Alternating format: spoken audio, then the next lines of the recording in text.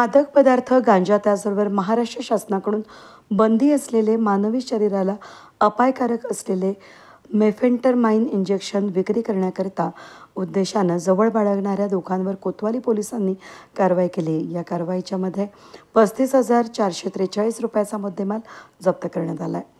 ही कारवाई माळीवाडा या ठिकाणी पृथ्वीराज लॉज मागे अहिल्यानगर या ठिकाणी 8 मे रोजी रात्री करण्यात आली। याबाबतची माहिती अशी की कोतवाली पोलीस माळीवाडा परिसरामध्ये पेट्रोलिंग करीत असताना त्यांना माहिती मिळाली की शाहरुख मनियार आणि सैजल मनियार यांनी माळीवाडा या ठिकाणी मादक पदार्थ गांजा त्याचबरोबर महाराष्ट्र शासनाकडून बंदी असलेले मानवी शरीराला अपायकारक असलेले मेफेंटरमाइन इंजेक्शन जवळ बाळगून विक्री करीत आहेत। ही माहिती मिळाल्यानंतर पोलीस निरीक्षक प्रताप दराडे यांनी त्या ठिकाणी छापा टाकून कायदेशीर कारवाई करण्याचे आदेश दिले।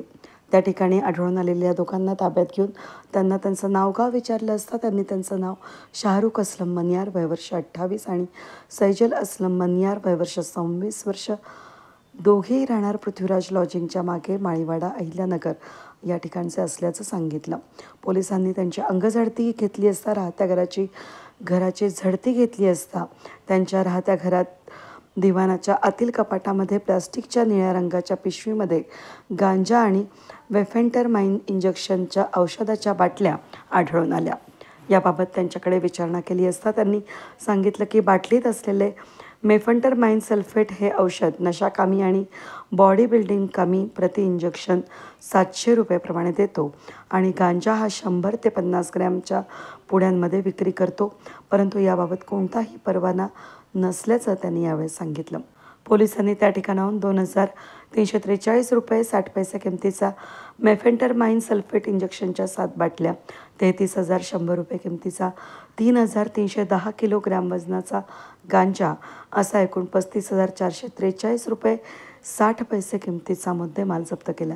पोलिसांनी शाहरुख मनियार आणि सैजल मनियार यांना ताब्यात घेतलं असून या प्रकरणी पोलीस हवालदार रोहिणी दरंगदले यांनी दिलेल्या फिर्यादीवरून कोतवाली पोलीस ठाण्यात दोघांविरुद्ध BNS 2023 कलम 278, 125, 123 नुसार गुन्हेगार औषधद्रव्य आणि मनोव्यापारावर परिणाम करणारे पदार्थ अधिनियम 1985 कलम 8C 20B 2B याप्रमाणे गुन्हा दाखल करण्यात आला आहे।